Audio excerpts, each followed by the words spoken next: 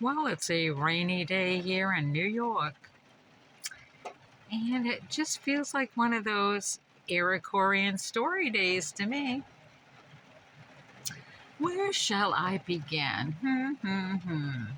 I have so many Iroquorian stories. I know. And before I begin, I must tell Pamola, I still owe you the truth. I know the truth, but I'll get it out there. Trust me. Let's see. Iroquorian story. Well, I think I've already said this. My favorite blood types are Huron and Sioux. Let me go to the Huron here for a minute. So, this is a long time ago.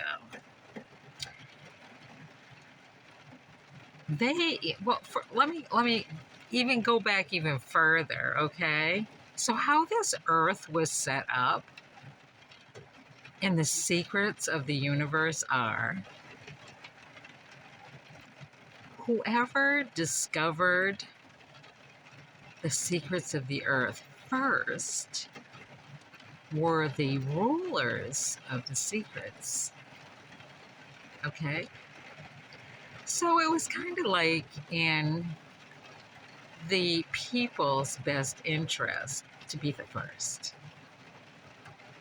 And so going back to the first, and we're talking the first Hurons, they had discovered that making mistakes was a big deal here on Earth.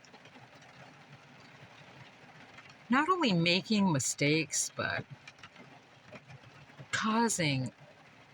creating and causing fraud to take root and to grow. It was like some poisonous, like some poisonous vine on the loose. And so they developed their methods and their management with their people basically they were prohibited from making large mistakes outside the arena of learning that would impact their people and cause bad things to happen. So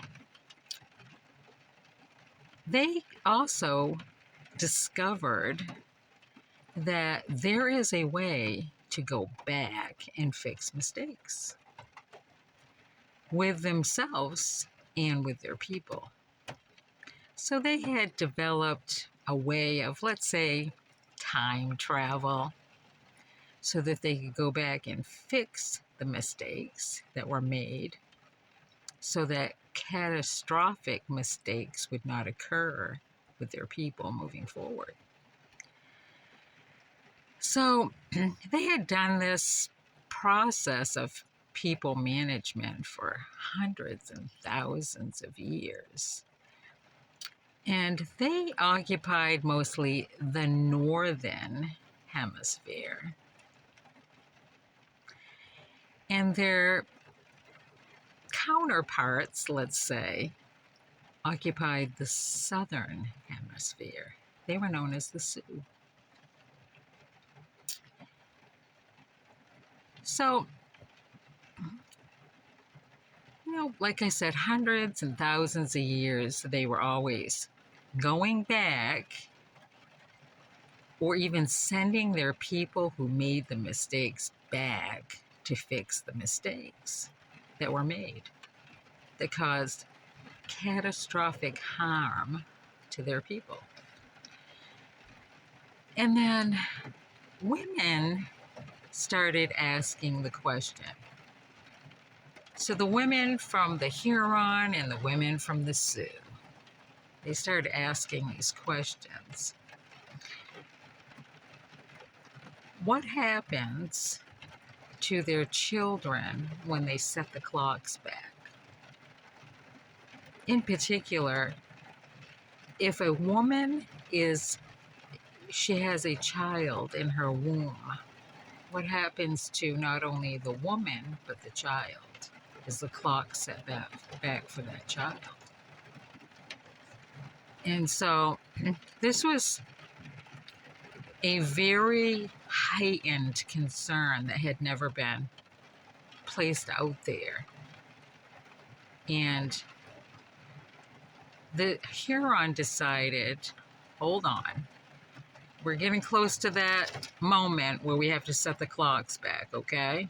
So let's go visit the Sioux and see how they handle, they set the clocks back in a different way, which I'm not going to get into either one of the ways, the methods used, but they decided to travel. And so they got partway through, and then they sent signals to the Sioux, and they met in the middle. Okay, let's say they met at the equator. All right, and they had these large discussions about the concerns of the women when they go back and correct things in the past. In particular, the children, the unborn children, the recently born children. And for each year that gets set back, what does it do to the children? Because once you become an adult, going back, it's almost like, you're just moving in between time zones. So this great discussion began to happen between these two groups of people. And whenever anything was raised in a cloud of question, first they would speak amongst their people, and then they would, gather with the Sioux, and over time, the great talks occurred, okay?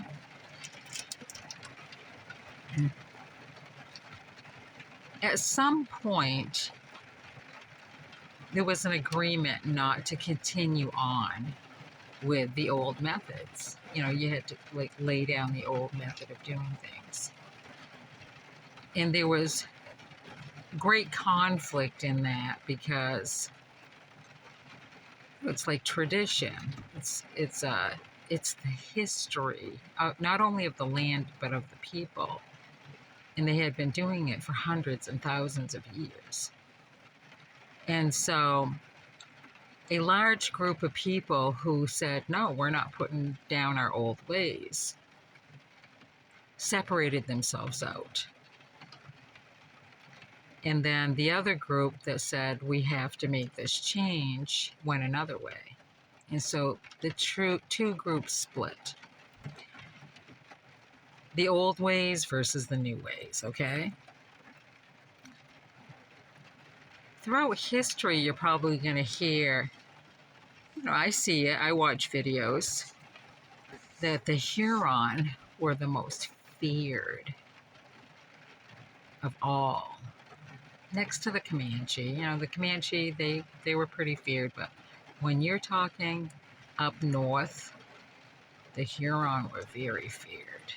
And that's because they carried the old ways. And the old ways were like the birth of the earth.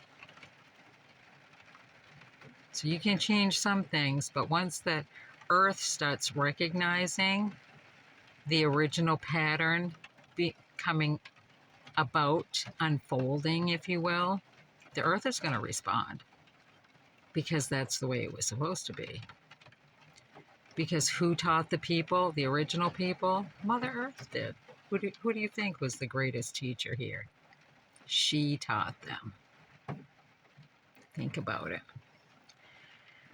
So over time, you'll hear in your history, you're learning about the 5 nations and then the 6 nations.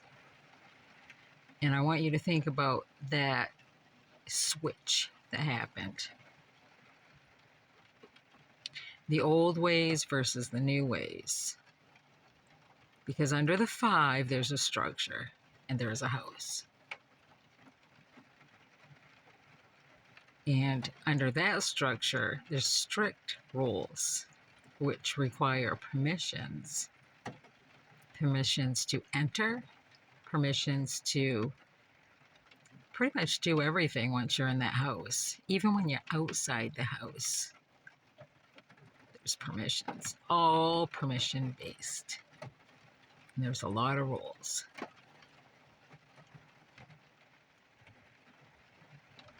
So it all, then you fast forward into today's times and you sit there and you say, all this conversation that they have about abortions, the right to life, and you think somehow it all came about in recent years, that's bullshit. It's friggin' bullshit. Because that predates any of your footing here in the United States. Those concerns came from the original people based on that carbon dating, back dating, time traveling to correct mistakes. In today's world, there's not an emphasis on correcting mistakes. For if there was an emphasis on correcting mistakes, you would see much positive change come about. But as you continue to allow mistakes of great magnitude to happen and occur, what unfolds is more of the same. And I guess that's it for today on my Iroquorian story.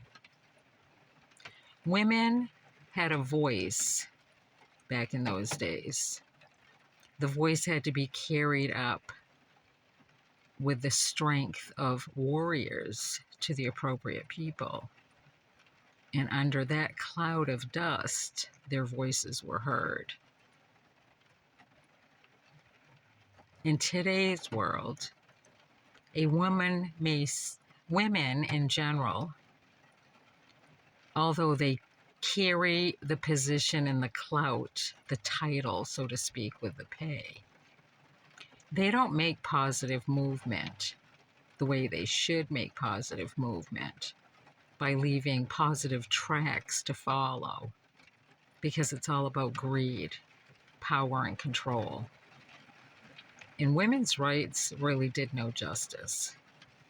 But back in those days, when a woman elevated her words and her concerns to warriors, they carried it where it needed to go, and her voice was heard.